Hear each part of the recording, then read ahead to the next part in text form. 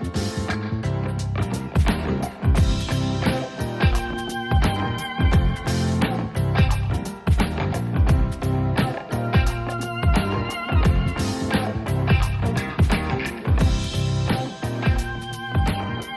and gentlemen, welcome to another brand new episode of the Word of the Day podcast, where useful words are pleasantly explained. I'm your host, Jamie Silva, and in today's episode, we're going to keep exploring bona fide, that marvelously useful Latin term we talked about last time. We're still on the adjective form, but we'll get to the noun form soon enough. Off we go. Perhaps the most common phrase where bona fide appears is a bona fide effort. And you might also hear the English version, a good faith effort. And I want to explore this for a while because I think it's both fun and interesting. So a bona fide / good faith effort is simply a genuine effort. You're not merely pretending to try, you're not just going through the motions, you're not slacking, and you're not sandbagging. And sandbagging, by the way, means to hide one's true skill or competence by deliberately performing below it. Why might one do this? Well, as Calvin of Calvin and Hobbes says, sometimes if you do a job badly enough, you won't be asked to do it again. And in another place he says, I find life's a lot easier the lower you keep everyone's expectations. Now, importantly, making a bona fide effort isn't the same as trying your hardest. I mean, you are trying, don't get me wrong, but are you giving the proverbial 110%? I would say no. You're in between, somewhere above where anyone would have reason to question your commitment, but below maximum effort. So I guess maybe you're giving 70 to 85%? So what does making a bona fide effort look like in practice? Well, imagine someone asked you to pick them up some celery at the store, but you don't see it anywhere in the produce aisle. And so, yeah, you came back without it. That, I think, is a bona fide effort. You made a reasonable, good faith effort to get some celery. Conversely, trying your best would probably involve scanning the produce section several times, checking behind all the other vegetables to see if it was hiding somewhere, flagging down a store employee or three to ask where in the world the celery is, saying yes, absolutely, they should check to see if they have some in the back, demanding that they call their suppliers to see when the next celery shipment is coming in, then hitting up other grocery stores in town to see if they have any in stock. Would this be overkill? Probably yes, depending on how important the celery was. But it would also be truly and literally trying your best, giving it your all, leaving no stone unturned, which is exhausting. Those stones can get heavy. Hence why most people don't do that. Generally speaking, doing your actual best is just not worth it, and merely making a bona fide effort will actually get you pretty far in life. Of course, if you're feeling extra motivated, or the matter at hand is super important, absolutely, do your best. But in most situations, a bona fide effort will do just fine. By the way, this is not career advice or life advice, or at least not very good life advice, according to the disappointed attendees at our Word of the Day motivational seminars. Just an observation, that's all. Anyway, back to the thread here. If you've ever heard the saying, give it the old college try, I think this is a really interesting corollary to making a bona fide / good faith effort. Here's why. Merriam-Webster defines give it the old college try as, quote, to use one's very best effort, or to try very hard, unquote. Which, doesn't quite accord with how I've heard it used. Like, I'd always thought of it as to at least make an effort, maybe just for fun, and see what comes of it. There's sort of an experimental vibe here. You're giving something a shot and seeing how it goes. Think of it as making a bona fide effort, except with more enthusiasm and cheerfulness and less chance of success. So I might say, I've never baked a Thanksgiving turkey myself before, but I found a recipe online, put on an apron, and gave it the old college try. This doesn't mean that I spared neither effort nor expense and tried my absolute best. Rather, I think it just means I gave it a good go. I rolled up my sleeves, I followed the instructions best I could, and doggone it, I'm glad I did it, regardless of how it turned out. The focus isn't so much on the outcome, you see, it's on the attempt. If anything, you're more likely to use this phrase to describe a situation where the outcome wasn't what you wanted, where you fell short, but hey, at least you tried. Now, when we did a bit more digging into the meaning and origin of this phrase, we encountered more nuances, especially in the Dixon Baseball Dictionary, that we bought a copy of immediately after discovering, because around here we love both baseball and dictionaries. Here's what it says about the old college try, lightly edited for clarity and conciseness. Quote, "A college try is a wild and desperate attempt to make a play. Make a play as in, like, to catch a ball or something." Continuing. Sometimes the term carries a hint of showboating. Babe Ruth, famous baseball player, defined giving it the old college try as playing to the fans, or making a strenuous effort to field a ball that obviously cannot be handled. Another source says the term is often used when some player keeps on going after a fly ball, with the odds about 10 to 1 he would never reach it. As he falls short of making the catch, his teammates often shout, with the thought of humor uppermost, "Well, kid, you certainly gave it the old college try." The term was quickly applied beyond baseball to any effort with limited chances of success. Unquote. Okay, so here we have the idea that the effort is not just unlikely to succeed, but it's probably doomed, but also that you try super hard anyway. But the plot thickens further in the following explanation from A Dictionary of Catchphrases by Eric Partridge. This defines giving it the old college try as, quote, "to do one's utmost, though success is uncertain." It is paraphrased, if not actually quoted, from one or more of the innumerable rah-rah college football films of the 1930s and 40s, the message of which was that you can win if you try, no matter what the odds. Hence, it is often said with a certain ironic twist, sometimes even becoming equivalent to go through the motions, even if little or nothing is accomplished. Unquote. Wow, so the ironic take is pretty different, no? It's almost the opposite. Like, are you trying your hardest no matter the odds, or are you just going through the motions? I can absolutely see how these two meanings can coexist, though. Like, if you start with the expectation that failure is assured, then even if you put on a huge show of trying super hard in order to impress people or whatever, in a sense, you're still just going through the motions, only more strenuously. So I guess for giving it the old college try, there are different interpretations, and the meaning probably depends on the context and how you say it. Maybe the effort was fully doomed from the start, maybe it was just a long shot. And in either scenario, maybe you tried hard, or just went through the motions, or went through the motions of trying really hard. Again, a lot of possibilities here. Hopefully knowing what they are will help you use this phrase how you want. Okay, let's now turn to the noun form of bona fide, which always appears in the plural form, bona fides. It works like this. If you say someone has established their bona fides, that means they have shown themselves to be the real deal in some area, not a faker or a huckster or a poser.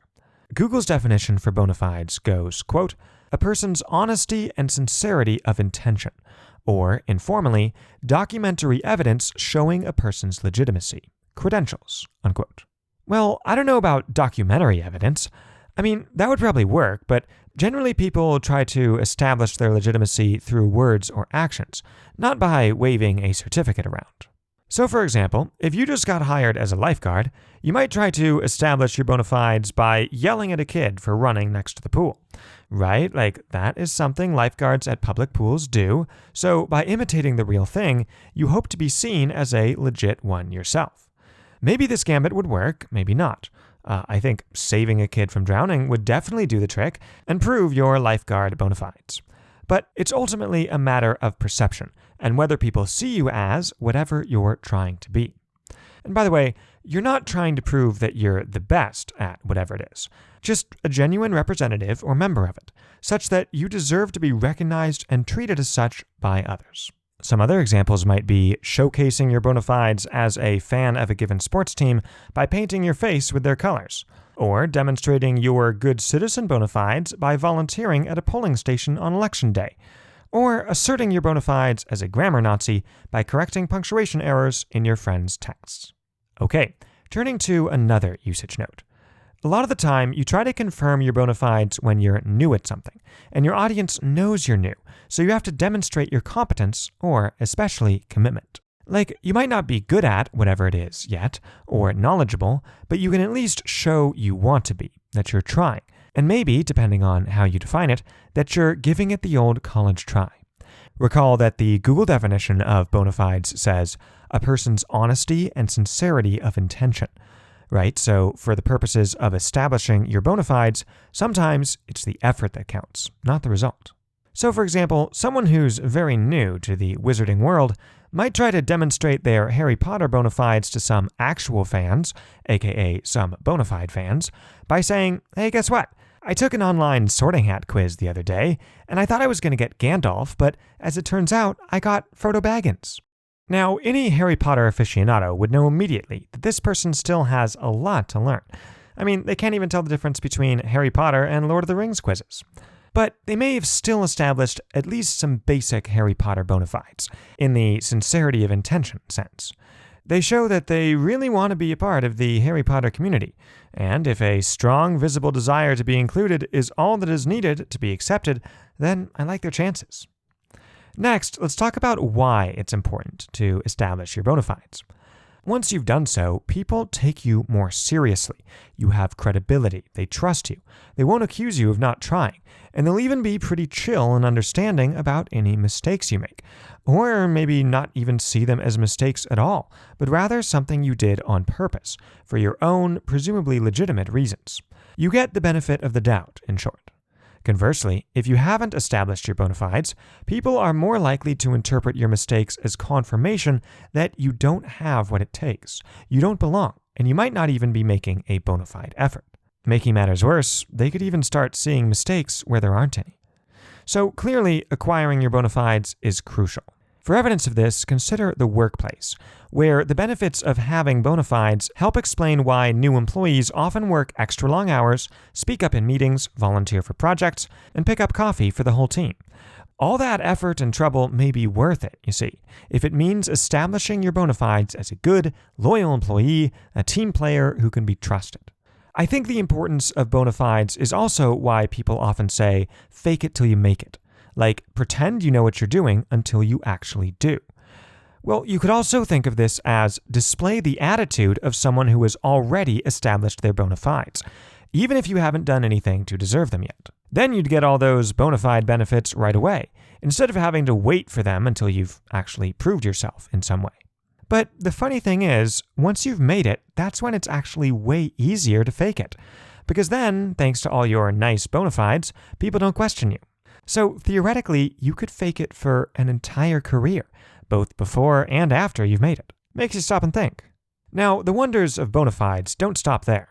Once you've solidified your bona fides as part of a group, you can even do things that seem directly contrary to that group's goals or values, and perhaps still not have people question your motives or abilities. This is like the only Nixon could go to China idea, which, let me explain. In 1972, President Richard Nixon visited China and its leader, Mao Zedong, aiming to establish some sort of diplomatic relations between China and the US, which was a big deal because China was a communist dictatorship, the US was a capitalist democracy, and the Cold War was going on. Now, in American politics at the time, the Republican Party, including Nixon, was known as being very anti-communist. You could say that their anti-communist bona fides were firmly established. Conversely, Democrats were often accused of being overly friendly toward communists and communist ideas. So if a Democratic presidential administration had started opening up relations with China, they might have faced a lot of suspicion and cries of alarm from Republicans, and perhaps the nation at large. But since no one was going to accuse Nixon of being soft on China, he was perhaps the only one who could pull off that diplomatic maneuver. So there you have it. Thanks to his staunch anti-communist bona fides, only Nixon could go to China. Only he could get away with it. Now, in ordinary life, there may be fewer high-level diplomatic meetings that launch major foreign policy shifts, but people rely on similar logic in conversations all the time to add credibility to their opinions or decisions. For example, a mother might say, "Look, kids, I like pancakes as much as you do, and I also would like nothing better than to have them at every single meal. But that wouldn't be healthy, would it? So eat your PB&J, okay?" All right, so here, the mom first establishes her bona fides as being pro-pancake, which then allows her to make a seemingly anti-pancake edict, hopefully without getting too much pushback from the kids. Again, we see just how useful and valuable bona fides can be. So I guess the message here is, if you don't have bona fides in some area, you better get some. Okay, it's now time to get some examples of how to use bona fides in ordinary conversation or writing. Example number 1. "How dare you question my hipster bona fides," said Gunther, peering over his rimless, oversized, non-prescription glasses. I literally just finished spilling homebrewed kombucha on my lustrous beard and home-stitched flannel shirt. Example number 2. Although just in her first week at art school, Chelsea had already established her team player bona fides by volunteering to pose for a painting entitled Girl with an Armful of Porcupines. Okay, that'll do it for us, and that'll do it for today's show. We want to thank Claire once again for writing in and recommending a Latin word, and we want to encourage any of you with something to say to write us as well. Our email address is wotdpodcast@gmail.com, and that is WOTD as in word of the day. And you can also reach us on Facebook or Instagram. We are always delighted to hear from our listeners, and we respond to every single email because we are a bona fide entertainment organization that cares about its fans, especially the bona fide fans that write us. Until next time then, this is Jamie Silva on behalf of the entire Word of the Day staff saying so long, we hope you tune in again, and in the meantime, as always, have a great one.